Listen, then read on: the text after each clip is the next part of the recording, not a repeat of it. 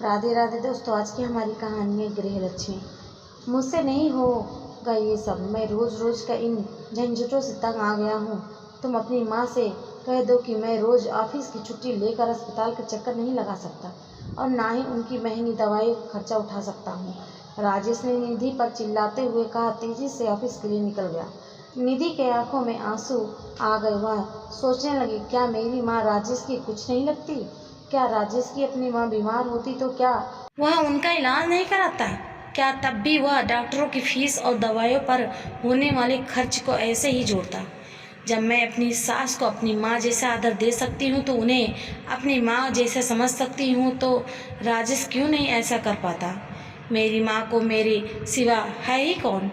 क्या शादी के 10 साल बाद भी यह घर मेरा नहीं है जिसमें मैं अपनी मर्जी से अपनी माँ को रख सकूं? निधि अपने माता पिता की इकलौती संतान थी।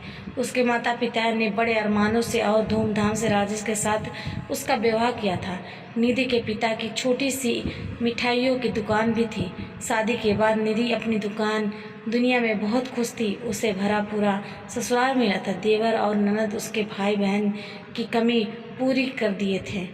पालस के जन्म के बाद तो उसकी खुशी दुगनी हो गई थी, पर समय एक साथ कह रहता है। लगभग 6 महीने पहले अचानक ही निधि के पिता की मृत्यु दिल के दौरे पड़ने से हो गई।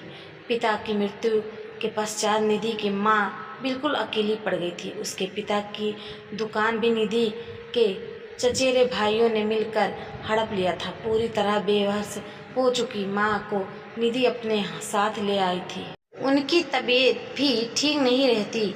हालांकि माँ उसके साथ रहना नहीं चाहती थी, पर निधि अपनी उस माँ को कैसे छोड़ दे जिन्होंने उसे जन्म दिया था, अपनी उंगली पकड़ाकर चलना सिखाया था। शुरू में तो सब ठीक चल रहा था, परंतु कुछ समय बाद निधि की सास को छोटी छोटी बातों पर बुरी लगने लगी थी। तुमने अपनी माँ को चाय पहले क्यों दे दी? अपनी माँ को दूध क्यों दिया? मेरे पोते को अपनी माँ से दूर रखा करो। पता नहीं उन्हें क्या बीमारी है। कब तक तुम्हारी माँ यहाँ रहेंगी? उन्हें किसी वृद्धाश्रम में क्यों नहीं डाल देती? कब तक वे मेरे बेटे के पैसों पर ऐश करेगी? इत्यादि इत्यादि। निधि खून का कड़वा घुट पीकर रह जाती, पर उसे कोई उपाय ना सूझता। राजेश भी उसकी कोई बात ना सुनता और अपनी माँ की ही हाँ में हाँ मिलाता। अब राजेश भी उससे चीख चीख ही रहता। आज भी राजेश ने कितनी बड़ी बात कह दी थी। निधि को कोई रास्ता नहीं सूझ रहा था। क्या करे वह? क्या सच में अपनी माँ को किसी वृद्धाश्रम में डाल दे? पर वह जब अपनी माँ के बारे में सोचती तो उसकी मन स्वयं को धिक्कारने लगता। क्या मेरी माँ के प्रति एक कोई जिम्मेदारी नहीं है? क्या माँ का कसूर सिर्फ यही है कि एक विधवा है और एक बेटी की माँ है? बहुत देर तक सोचने के बाद निधि एक निर्णय पर पहुँच गई। शाम को जब राजेश वापस आया तो निधि को अपने कमरे में देख हैरान रह गया। निधि ने अपने सारा सामान बांध लिया था और अपनी माँ के साथ घर छोड़ने की तैयारी थी।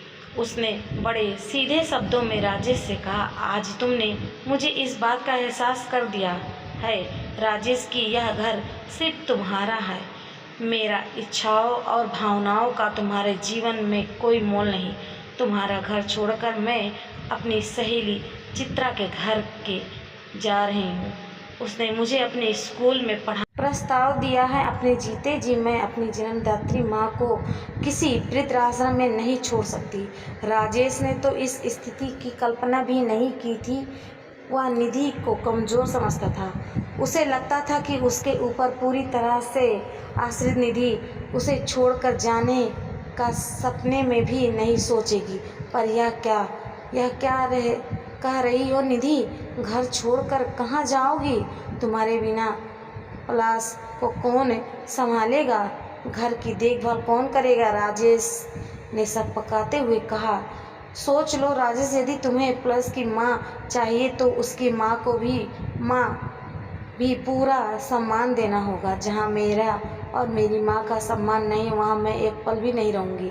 जहाँ तक प्लस की बात है तो मेरी ममता, मेरे आत्मसम्मान के सामने तुच्छ है। तुम सब मिलकर उसका अच्छा ध्यान रखोगे, ऐसा मेरा विश्वास है। निधि ने दृढ़ शब्दों में राजेश की जवाब दिया और अपनी माँ का हाथ थामे दरवाजे की ओर बढ़ चली। मुझे माफ़ कर दो बेटी, मैं अपने पुराने विचारों के आवरण को हटा नहीं पा रही थी। आज मैंने तुम्हारी जगह अपने को रख कर सोचा तो मुझे एहसास हुआ कि कितना गलत सोच थी। आगे से मैं और तुम्हारी माँ अच्छी सहेली की तरह एक साथ एक घर में रहेंगे। तुम कहीं मत जाओ बेटी, क्योंकि बिना गृह लक्ष्मी के कोई भी घर सादा बिखरा जाता है। निधि की सास ने बड़े प्यार से निधि को समझाते हुए कहा, आज राजेश और उसके परिवार को गृह लक्ष्मी का महत्व समझ आ गया।